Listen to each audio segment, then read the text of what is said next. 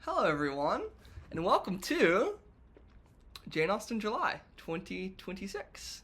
This is a very special booktube event where we celebrate all things Jane Austen, where we dress up in Regency era costumes, we conceal hidden children, we entail our estates to our firstborn sons, and we propose to one another. We've had lots of great booktube marriages from Jane Austen July. And this Jane Austen July, I read Sense and Sensibility in a buddy read with Joshua Crebo. And we filmed a discussion video about that, which you will shortly see. A little bit about this book for those of you who don't know anything about it. First book published by Jane Austen in her lifetime, famously under the heading, not by Jane Austen, but by a lady. So it could have been one half of the human race who published this book at the time. No one knew. And it's the story of Eleanor and Marianne, two sisters, each represented by one of the characteristics in the title. Eleanor being sense, Marianne being sensibility.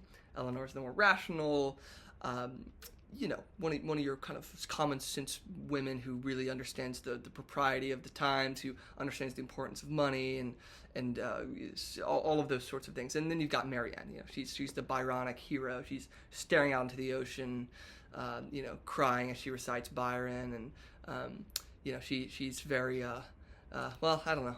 She's just awesome. But Joshua and I talked about all things Jane Austen. It was his fifth Jane Austen book. It's my third. We had a really great time buddy reading it together and sending back messages.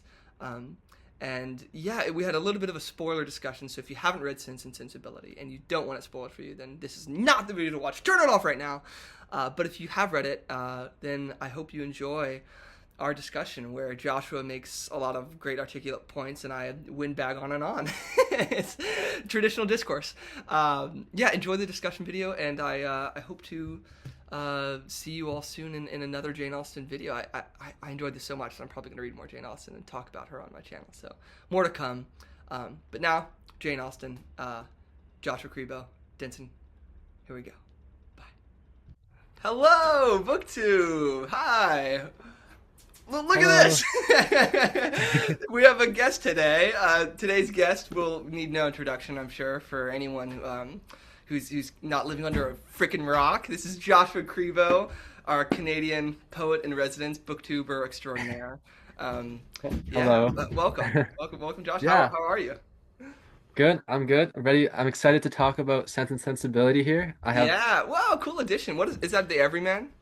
yes, it is the Everyman. I actually read it on my Kobo, but I just picked this up for the video, and also because I wanted to read the introduction Oh, cool. in here as well. Yeah. Yeah. I also read the introduction of my copy, which Mhm. very intelligently has placed its library sticker on the face of the most significant person in the portrait. I looked it up on the internet, and I think she looks better this way. Oh yeah. Oh But yeah, yeah. so cool. So tell, what are your credentials? You're talking about Jane Austen, Sense and Sensibility. You have the audacity. I mean, you're a man. I mean, what is going on? Well, I mean, what do you mean by credentials? Yeah, Or credentials. What is your experience with Jane Austen? Then how many oh, Jane I Austen see. books? Okay, Yeah, yeah, yeah. yeah. Okay, I've read Pride and Prejudice.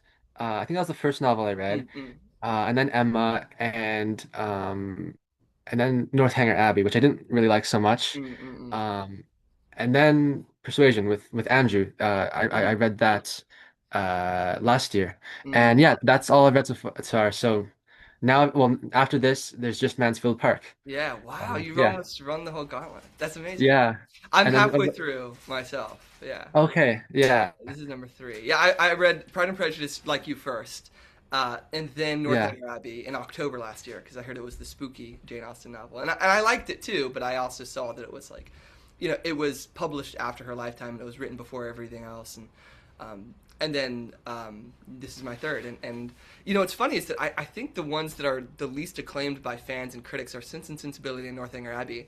So I definitely feel like I have like a lot of peak Jane Austen to come. I'm not sure. Yeah.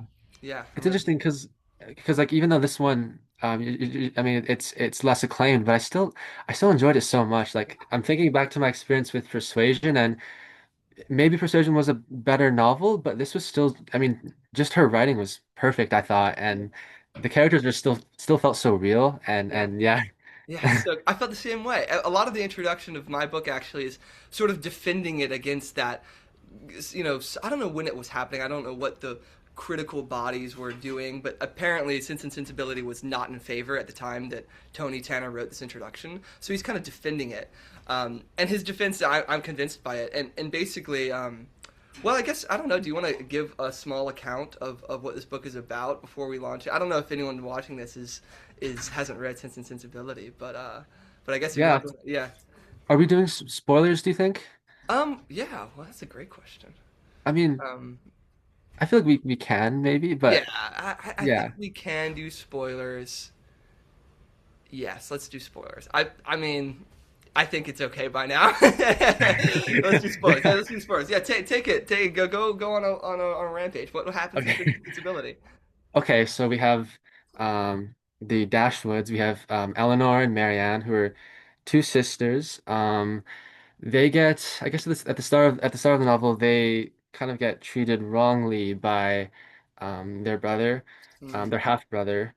They get cheated out of their inheritance, and their financial situation um, isn't quite as good yeah, anymore. But they move to the countryside, and um, essentially, well, both Marianne and Eleanor have a romance. yeah, I feel like the main kind of plot line is yeah, those parallel romances yeah. where Eleanor has Edward Ferrars and Marianne has Willoughby. Mm, And they both kind of go in different directions, but then they also both produce similar emotions yeah, in the sisters. yeah, But then those sisters have different personalities, so yeah, they react in different ways. yeah, And I feel like that's kind of the main kind of yeah. core of the novel. Yeah, like the engine is that contrast. Yeah, Yeah, I think what people criticize this book so much for is that it drew kind of like a false antithesis between sense and sensibility. So, in the way that Jane Austen's defining it, Eleanor in the book is the sense character. She's very reasonable, rational. She experiences love and emotions and all these things, but she really controls her behavior in public. And Marianne, on the other hand, is full blown Byronic, Percy Shelley, romantic. Drown. All that. yeah, She wants to feel. If she feels anguish about something, she wants to feed that. She wants to feel worse about it. And so, like you said, yeah, they have these parallel experiences, and yet they get processed differently through their own personalities. And that was criticized because that's so simple. That's like what you would write in a character in a book. It's not very lifelike. But of course, that's not these characters at all. They're not one note like philosophical incarnations of characteristics. They both have sense and sensibility. And if we're talking spoilers, I guess the whole point of the book is the ways in which they are able to complement their natural demeanor, their kind of natural self, with a learned appreciation for the other side. Eleanor learns how to express herself more fully, and obviously Marianne has a full revelation, even more powerful than Eleanor's, of what it means to actually, use sense in a way that is selfless. Marianne's sensibility is kind of like selfish because she only thinks about her own anguish all the time. Um, right. yeah, Yeah, I get that. And it's interesting because even when Marianne kind of, has her change or learns to appreciate the sense part with or Eleanor's sense, yeah, even when she kind of changes by the end of the novel, um, there's still her personality, and I think her personality is always still kind of, yeah, very like hard on her sleeve, that kind of thing. Or like, I just remember one scene where she says, "Oh, I'm going to reform. I'm going to read 6 hours a day yeah. I and do saw all that. this and that." It's like I was like, she's changed, yes. yeah, like she's changing, but it's in her own way, like with her own personality still, I She guess. still Yeah. like plunges into it like way too like with so much sensibility that's like, okay, you're probably not going to read 6 hours a day, but the heart is so likable. It's so lovable. At least maybe it's that differentiation between likable and lovable. um I don't know, I think she's both, but yeah, that I thought that it was really delicately done. I mean, Jane Austen is famous for being delicate. I don't think that any of these characters were really one note.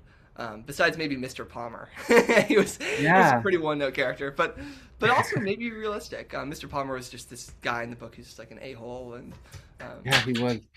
yeah, Although one thing I remembered one detail where I think like later on he was a little bit nicer to Marianne later in the novel. Even yeah, he didn't like he was still pretty full of pride and yeah, hot and he was still pretty haughty, but like just the fact that he changed a his little bit. treatment of him. Yeah, like It, if Eleanor's arc is kind of this big like whoop, Mr. Palmer has like he's still's got a little arc, like yeah, just a little bit, yeah, I could see like that. a very faint heartbeat.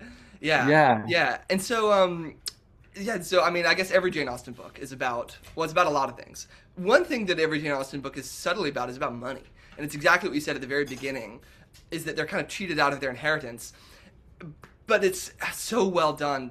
If anyone who has read this book, you've probably been as infuriated as probably we were, where the brother of the half brother of Eleanor and Marianne is at the deathbed of all of their father, all of their father, and he basically just is begging his son, Mr. John Dashwood, to take care of his daughters, Eleanor and Marianne, after he dies, because he can't leave them anything because they're women, and it's all going to go to the firstborn son. And he promises John Dashwood in his heart and believes it. I'm going to give them £3,000 or whatever it is. yeah, And slowly through a set of rationalizations by like kind of almost like a Lady Macbeth character by his wife, just like gets him to say, "Oh well, no, no man would give £1,500 to his real sisters. You don't owe them that much. Besides, they're taking all the china, and really, if anything, they should be giving you some money." And he just ends up getting convinced until he does nothing for them. And the evil of that was so palpable and realistic, as opposed to a sort of Dickensian greedy half brother who just takes all for himself. I thought right. Jane Austen, I thought that was so brilliantly done, and was such a realistic way that I think many people would have found themselves not necessarily like swallowed by indigence, but like in hard times financially by the kind of rationalized greed of family members. What about you? Yeah. How did you like that passage? Well, it's interesting because it's hard to know because it's hard to know who to, I guess, be more outraged at Mm, the brother or his wife because it's his wife who's more openly greedy and she's kind of the more like you mentioned the Dickensian the mm, Dickensian character yeah, um and then she seems to be more like that where she just really doesn't yeah, care and it's just yeah, well just wants to take money whereas for him it's um like he thinks he's doing good he thinks he's right yeah. but he's just he allows himself to just Right. be yeah talked into Yeah, it. that's so interesting. It's like you can't really get mad at her. It's like getting mad at a dog for barking. Like, well, that's what it does. It's just he's greedy. But it feels like he could have done better, and he's more of a disappointment. So then we end up with the classic Jane Austen premise of okay, these girls need money and they have to marry to get it. And I guess I don't actually know if this is true, but I have a feeling in my heart that every Jane Austen novel has a happy ending. I don't think anyone like is murdered in a Jane Austen book, No. as far as I know. So I guess that's a bit of a spoiler that everyone gets the man in the book. So how do you feel about Eleanor getting Edward, and how do you feel about Marianne getting Brandon? Do you think that those were both satisfying conclusions for their characters? I mean, I think so. Um, I suppose Edward he does act well, I suppose. I mean, I don't know. Well, yeah, I mean, maybe at times I thought that Edward was a little bit self-pitying at times, Yeah, but that's true. yeah, no, I think I was pretty satisfied with the ending. Yeah, yeah. Actually, I really loved the very last it wasn't the very last scene, but one of the last scenes where it gets but and this is a huge spoiler, I guess now, Okay. but Yeah. where it gets revealed that Edward When did not Eleanor in gets fact. shot by Oh, yeah, yeah, no. yeah, yeah. No, but yeah, where yeah, he didn't marry Lucy Steele, but his brother did. Yeah. And I just loved that scene. It was Yeah. so satisfying. Yeah. Yeah. It's like you feel so. I guess this is maybe one of the things that people feel so strongly about Jane Austen is why do I care so much about these like marriages and these things that are so insignificant and inconsequential? And whenever there are literary discussions about Dostoevsky and the Brothers Karamazov and the nature of free will, it's always a bit of a like a head scratcher. Like, well, why is Jane Austen as moving and when the scale and the scope is so much smaller? But I felt the exact same way when Edward came in and he didn't marry this first person, he gets to marry this other person. I was like Yeah. freaking out. Yeah, I thought it was almost unrealistic at first that Lucy would marry Robert, who's just out of nowhere, this dandy, this fop. But then I think Jane Austen did a really great job kind of explaining how that could have happened and how they fell in love and the Yeah. mutual thoughtlessness of each kind of attracted one another. And Yeah. she was so selfish. And what's funny about this book too, not to like throw more shade on Charles Dickens. I haven't read enough Dickens to really even criticize him, but he is sort of like the embodiment of like cliches and the good guys win and the bad guys die a lot of the time. Not always, obviously, but I Right. think like the fact that in this book the selfish, mean people who act only in their self interest don't end up like in poverty. They end up actually pretty well off too. Like Right. Willoughby ends up in a really stable marriage, and he's probably going to be as happy as he probably could be, being kind of a man without honor. And Lucy ends up just being with a rich man, But Yeah. I guess they don't. They have a hollow happiness. So if we can take any sort of vengeful delight, it's that we know that Eleanor and Marian are actually happy, and that Right. bad people can actually never really be happy. I think. At least that seems to be the takeaway that I got from it. I don't know. What do you think? No. Yeah, me too. I mean, like, I think I don't know if I'm misremembering, but like I think there was just one quote where Austin says, that whole side of their family, all like the Willoughbys and the Steeles and Edward Charles's mother, she kind of says ironically, and they'll be able to enjoy their company, um, whereas Eleanor and Colonel Brandon and our heroines, Yeah. they kind of they don't, except for Colonel Brandon, Mm, they don't have as much money, especially Eleanor and Edward Ferrars. mm. Like they're still living off of Edward's Yeah. like curacy, is that what Yeah. it's Yeah. called? Or like off Yes. of Yes. his, Yeah.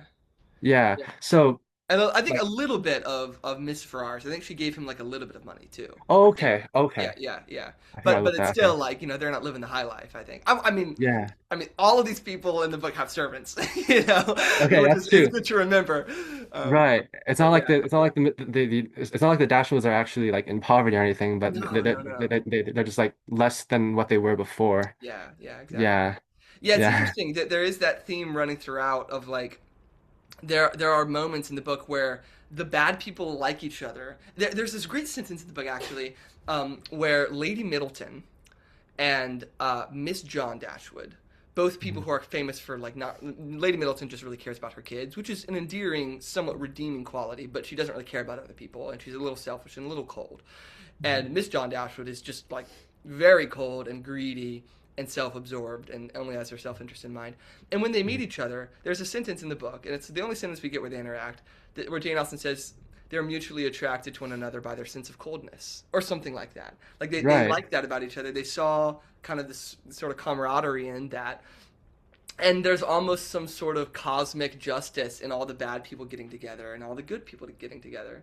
Um, Right. but I don't know Yeah. if that's necessarily realistic, because the other thing that comes to mind when I think of like bad people getting together, Mhm. and I think of this all the time, is Lord of the Rings, and this is a slight spoiler of Lord of the Rings, is when Saruman and Wormtongue um, get trapped in the Isengard Tower together. And there's this moment where, like Tolkien says, they had only the bitterness and venom of one another to keep each other company, and they're just angry and hateful at each other. These two terrible guys stuck together. They're not happy together. They hate each other because they're terrible people. So it's Yeah. interesting in Jane Austen that she kind of makes the bad people like each other. Do you think that's realistic? I don't know. I mean, I feel like if there were multiple bad people altogether, they might not like each other, or their Mm, bad qualities would just clash with each other. yeah, Maybe in some cases at least. Um, yeah, I don't know. I'm not really sure, but yeah. yeah, it's Yeah. interesting. Yeah. The only criticism that was kind of conceded in my book, um, or sorry, my introduction, the one by Tony Hmm. Tanner, Hmm. was Marianne's fate. And I don't know if you got the same feeling, but this has happened to me a couple times reading Jane Austen, where I'm reading. It's really, really good, and then I realize there's like 15 pages left, and like it hasn't concluded yet. Like people, no one's married, and I'm like, how is this going to be wrapped up? Yeah, Yeah. yeah. What do you She think? always, I find that she does that a lot. I mean, she'll bring you kind of close to the end with a lot of dialogue and a lot of action, but then she'll just kind of summarize the last bit. Yeah. And sometimes the really juicy parts too that you wish you could Yes. read. Yeah. I mean, Yeah. another spoiler, like big spoiler for Pride and Prejudice. Well, I mean, I don't know if it's a spoiler. It's a romance, and it's Darcy and Elizabeth. But they get together. But when they get together and they're walking, Jane Austen's like, and then they pour their hearts out to each other. I And know. you're like, what did they I say? know. I think that I happened for Persuasion too. I think that there's oh a really? similar thing to it. Oh, it's Yeah. so sad. Yeah. I've heard this thing before. It's fun to kind of armchair psychoanalyze the authors because we know that Jane Austen never married. We know that she was engaged to the same guy like once or twice, and it never really Mhm. came through. And I don't know if we know anything, but like maybe she didn't love him, whatever it is. But the theory is that she saw the world of manners. She saw people falling in love in ballrooms. She understood the letter writing. She had enough of a window into the workings of how romance happens, Mhm. but she never really had like deep love for herself maybe. And so whenever that happens in the book, she shies away from it. She never really wants to give these heartfelt declarations. And even in Sense and Sensibility, when the sentence is so brief of like Edward came with the sole purpose of proposing to Eleanor, and when within the hour his feat was accomplished or something like that. And they're like, Yeah. I just read 300 pages getting up to this moment, and that was like a single sentence. Yeah. It's just I mean, crazy. I wonder if it's also partly due. I mean, I don't really know much about the novelistic Mm, conventions of the time, but maybe it mm, was due to just maybe that was just a mm. common thing in literature of the time. I mean, I don't really know, but like whenever I think of Jane Austen, I always associate her with you know sense, I guess, with propriety, and so Yeah. not always expressing those emotions in a more dramatic way just kind of seems to fit her style, I guess. Does. That's very true. I Yeah. guess there's a wow. I'm just gonna keep talking about Tolkien for some reason. But the two things come to mind when it comes to these happy endings. One is C.S. Lewis. I think C.S. Lewis said, or someone said, happiness writes white. Meaning that like trying to write just the happy parts of a book, it's like trying to write white on white paper. It just doesn't come off. Then there's nothing there to really engage with. Right. Um, and so I have always found in books that authors tend to spend very little time on the happy endings, and it's kind of wrapped up all too quickly. I was always a kid reading books, wishing that I could like read about the first 5 years of the marriage of the two people who got together just to see what happens. I know that would completely put all of the narrative drama and energy to a standstill, but I Right. care about these people now. I want to know how they're going, how they're Yeah. whatever. Um, and the reason I thought of Tolkien is that famously, like the Lord of the Rings, the main conflict of the book, finishes, and then there's like a couple hundred pages left, and or not maybe that many, but there's a lot of book left after spoiler the defeat of Sauron and the destruction of the ring, and a lot of people are kind of like, what's gonna happen? And of course, after that, you get all these great chapters like the Scourging of the Shire. But people always tell me when they're watching the movie that like it seems like it ends three times and fades to white, and then it keeps going. And Jane Austen is just on the polar opposite of that. Where she just like it's over. Yeah. I don't know. I, It's I do wish there was a little bit more. I don't know me about you. too. I Yeah. know because I mean, I suppose that's common for most novels when you just really love them so much, like they feel so real to you. You just want to live in that world. Yeah. Even though like if maybe maybe if learning about the rest of a character's life Hmm. wouldn't make it as interesting reading, it's just Yeah. so wonderful. Yeah. It's like if they can do this well, if Jane Austen can do these little social details so well, then why wouldn't she be able to do like some marital felicity well? I bet she could. Um, That'd Yeah, be you interesting. mentioned something earlier about just kind of this the call to mind while we were doing this buddy read together. We were sending each other audio messages, and we were talking about the magic of Jane Austen. And we mentioned it earlier about like why do I care so much about these marriages? But like I know it's the like easiest question in the world, but it's so hard in a way. Why do you like Jane Austen? You know what about Jane Austen is different from Trollope, is different from George Eliot, or different from other novelists? Huh. It's interesting. I okay, well, there's just so much. I mean, there's just her brilliant writing, Mm, or I guess in this novel, it just felt very perfect, like very balanced and mm, always beautiful and elegant. mm. But I mean, more than that, I think there is that moral sense, Yeah. although it's not moral in the way that and it's not moral in a very one-dimensional way. Mm, It's mm, moral, like there is a right and wrong, mm. and these characters are operating Mm. within that frame, but they're still real people and they Yeah. still feel real to Yeah. you. Yeah. And yeah, I think there's just a real delight, like Yeah. because you kind of you see Willoughby start off Yeah. in the highest esteem, and then he Mm, just sinks mm, after a mm, while, mm, and then mm. it's the same thing in Pride and Prejudice. Yeah. Sorry for more spoilers, but like you get this kind of flip between the two possible male romances Yeah. of Lizzie. Yeah. Um, so yeah, just seeing like characters operate within that, Yeah. but then done so well, done It's without any preachiness at all. I think is just, I think that's what makes it so delightful. I think at least. Yeah, that's a good point. It is like moral in a satisfying way without being too preachy. I read not too long ago something that Anthony Trollope said, which is like the purpose of a novel is to like instruct while it entertains. Yeah, And that felt yeah, like when I first read that, I was like, oh, that's so reductionist. Like I reacted against that. And then the more I read books, the more I feel like that's kind of true.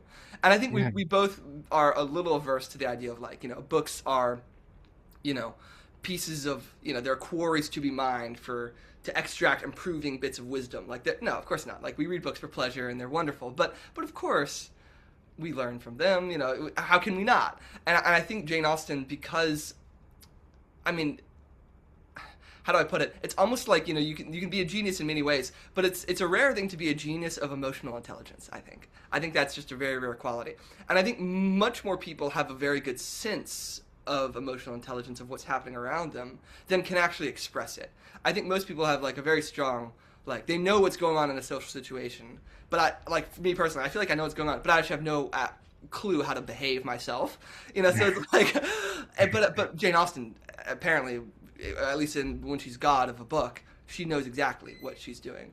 And I think that sense of control, of understanding what people are feeling, what they're doing, um, is so satisfying. And within those boundaries, like you were saying, she's not preachy, but she is moral in a way that as the characters move up and down, you're learning from it, and you're cheerleading for the virtuous. yeah, I love that. yeah.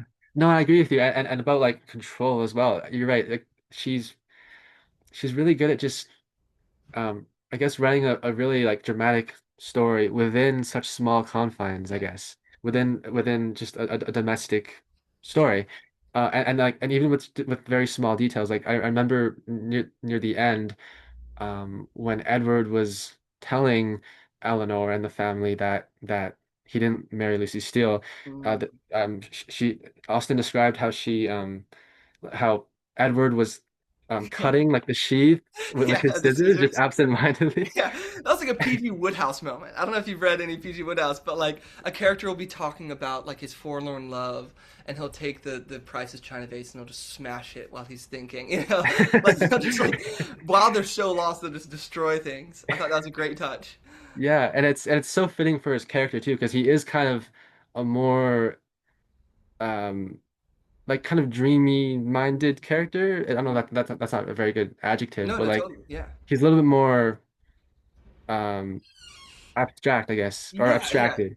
yeah. He's like his mind is a little flighty. He's like a floating little butterfly at times. Argue Yeah, Edward, but yeah, we love him for that. Yeah, yeah. yeah, So cool.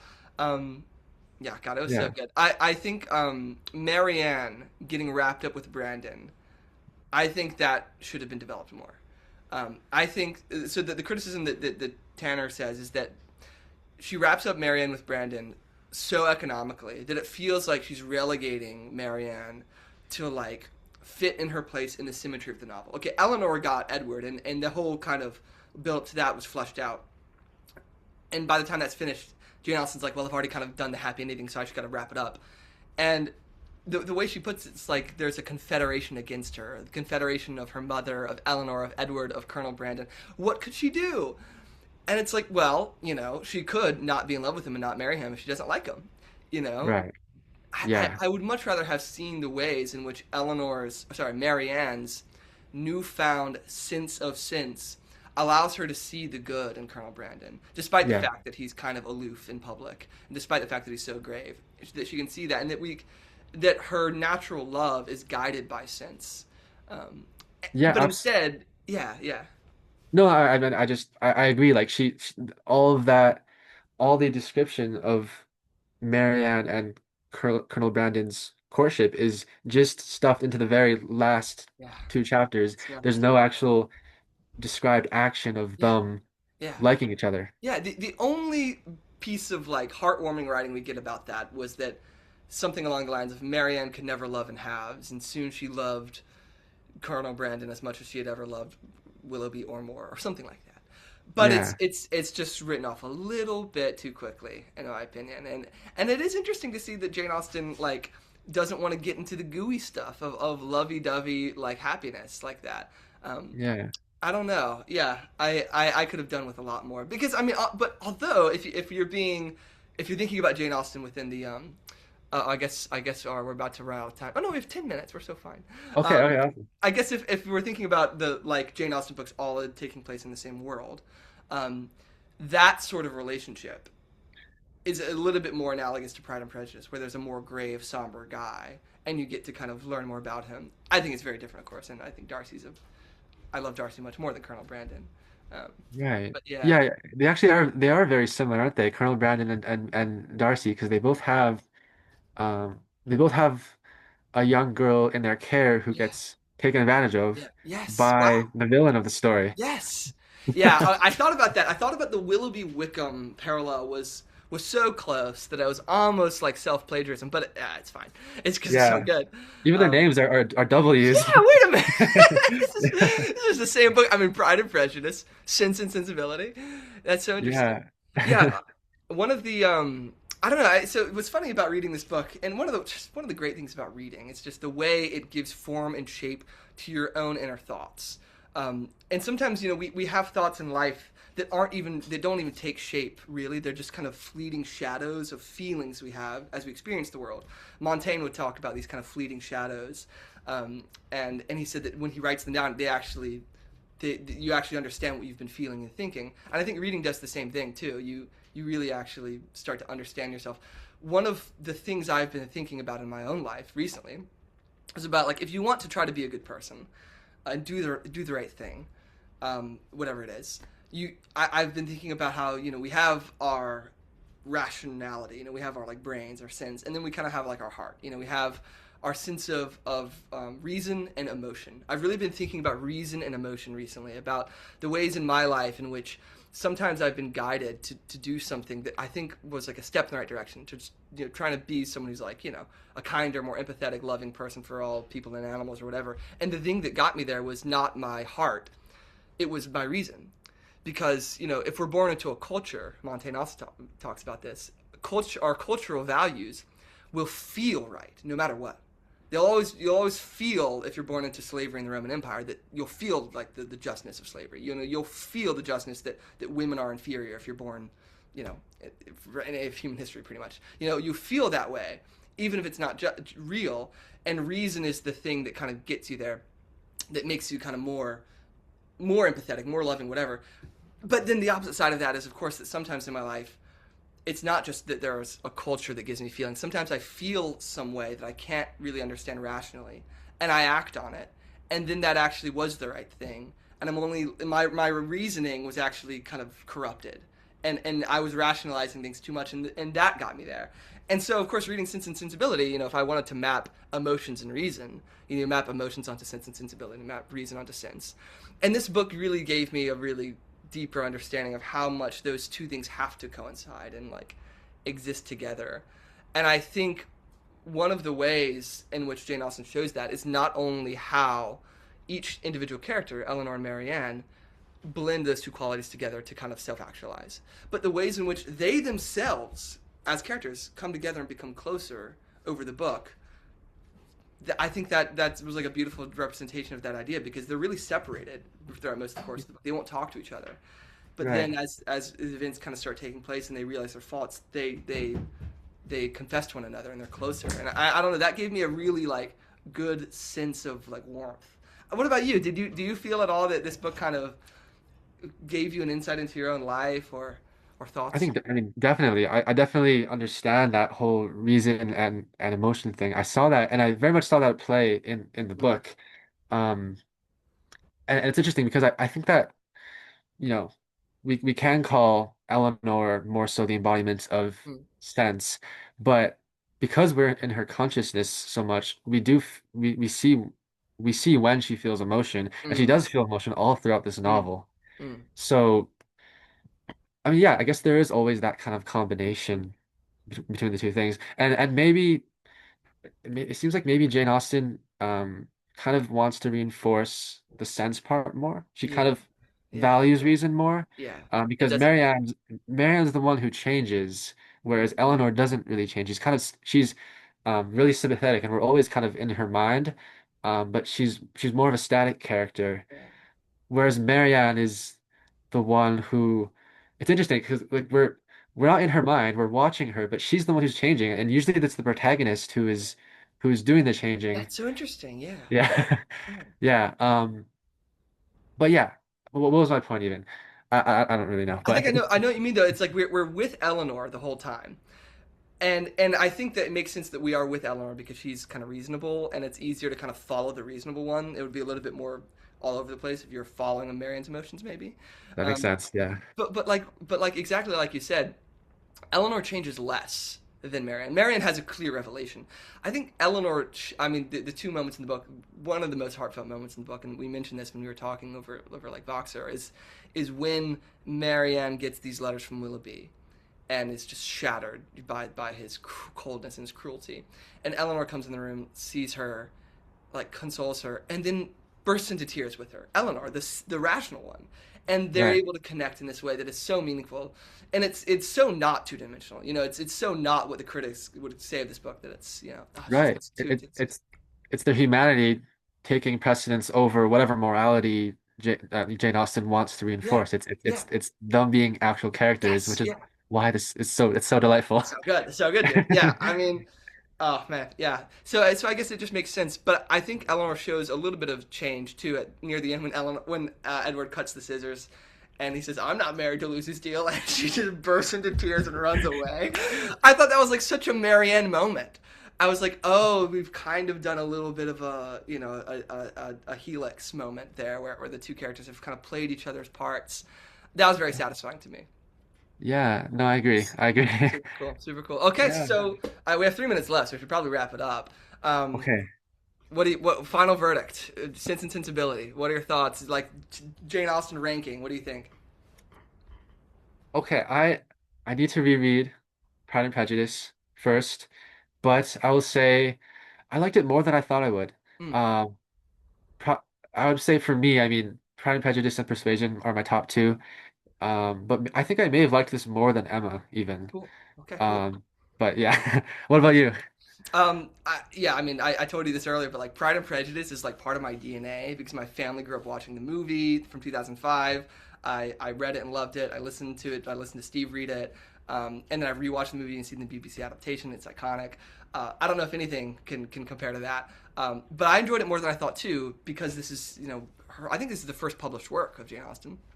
Um, it's insane. You see how much loving editing she did. This was initially an epistolary novel because she was really a big fan of like Samuel Richardson and Clarissa, and so this was all about letters. And then she changed it. You can see the work. You can see an artist kind of getting better almost in this book. Like Yeah. one criticism of it is that okay, she set up Sense and Sensibility as this kind of weak contrast thing, but then she's actually a stronger writer than that, and she's able to kind of subvert it.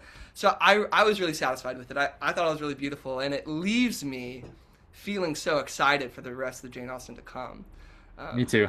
yeah, I'm so Me stoked. too. Yeah, yeah. So I don't know about Lady like Susan and Sanditon and whatever. I'm sure I'm gonna read this someday. But the fact that I have three, like some people think S tier Jane Austen novels left is like, what a treat. So cool. Yeah. Hell Yeah. yeah, awesome. Well, thank you so much, Joshua. It's been a pleasure having you on the show. Yes, yes. Thank you. Thank you for having me. Yeah. Yeah, well, yeah. I mean, this it's pretty much it makes no difference, I guess, which channel we post this to. I'll post this on mine. People are seeing this on my channel because I've neglected you, and Joshua's a much more tender, caring booktuber than I am. I'm a negligent father, but please go check out Joshua's channel. He's got these amazing reading updates that you have to watch because they're so good, and he's just an amazing, enthusiastic reader, and he deserves all the praise. Thank you. Thank you, everyone. We'll see you in the next episode. Bye. Bye Bye. bye.